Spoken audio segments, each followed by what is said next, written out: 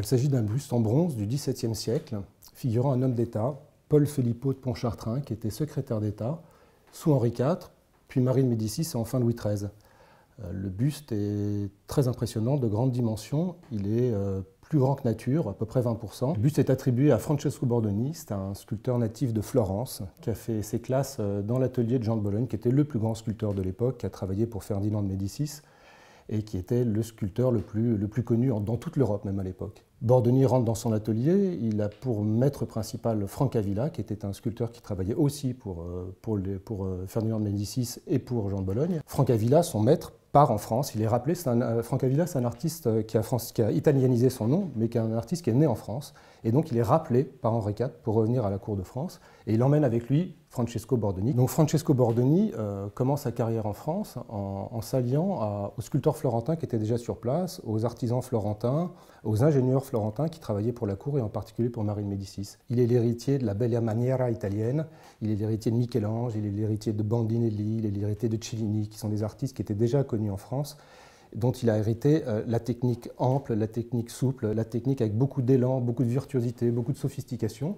On retrouve ça dans ce buste, mais on retrouve ça atténué. Bordini, il va comprendre les intérêts et le goût de la cour et le côté, cette espèce de noblesse plus classique, cette espèce de sophistication plus apaisée, plus calme, quelque chose de plus solennel, comme on en avait envie à la cour de France à cette époque-là. Et le buste est typiquement représentatif de ces deux courants qui se marient, de ce doux mélange entre l'Italie et le classicisme français. Bordoni, sa carrière, elle suit tout à fait la carrière de Paul Filippo. Lui-même, il est resté à la cour d'Henri IV, puis à la cour de Marie de Médicis, puis à la cour de Louis XIII. Bordoni suit à peu près le même créneau, le même chemin, et on a deux personnages qui se sont évidemment croisés.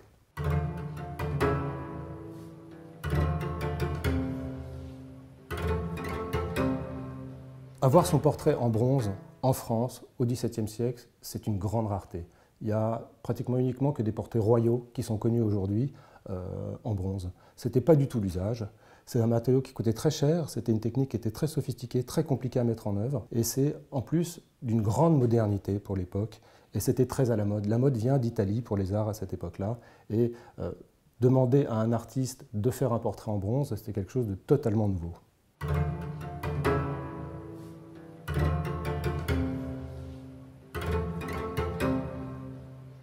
C'est un travail de titan de sortir un buste comme ça. Pour l'époque, c'est plus de 6 mois de travail. Au-delà de la coulée elle-même et de la technique qui est très compliquée, il y a tout un travail de reparure, tout un travail de ciselure qui prend des mois et des mois. On ne se rend peut-être pas bien compte, mais chaque poil de la barbe, chaque détail de la dentelle de la collerette est repris avec un petit coup d'outil. Il y en a des milliers et des milliers dans ce buste-là.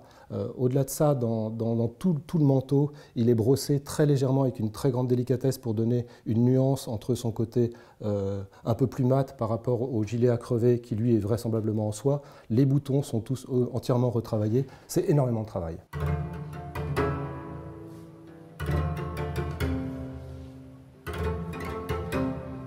L'artiste a vraisemblablement voulu rester très proche de son modèle, avec une grande probité. Il a dépeint le personnage comme il était. On voit qu'il a des cernes sous les yeux, il a ce grain de beauté.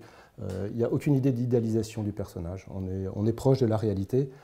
Le personnage lui-même, Paul Filippo, était quelqu'un de sinon austère, en tout cas de humble et discret. Il est représenté avec un costume qui aujourd'hui peut nous paraître sinon extravagant, en tout cas un petit peu flamboyant, mais c'est le costume cravate de l'époque. C'est une simple fraise qui est en dentelle.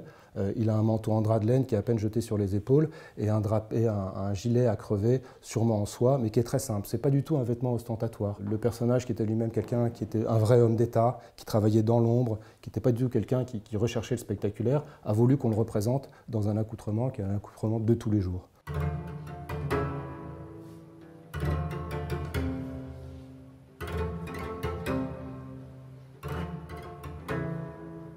On peut noter que c'est une fonte qui est vraiment très épaisse, une fonte qui est grasse, quelque chose de très riche. Il n'a pas été fait avec une économie de moyens. Souvent, les bronzes de cette époque-là sont fondus à la limite de la perce, parce que le cuivre vaut très cher.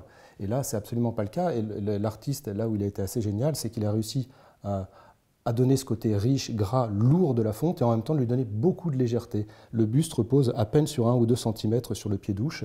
Quand on le regarde sur le côté, il est d'une grande légèreté. Il a réussi à allier à la fois ce côté très luxueux du portrait en bronze et à la fois une grande légèreté. Et ça, c'est quelque chose de vraiment virtuose.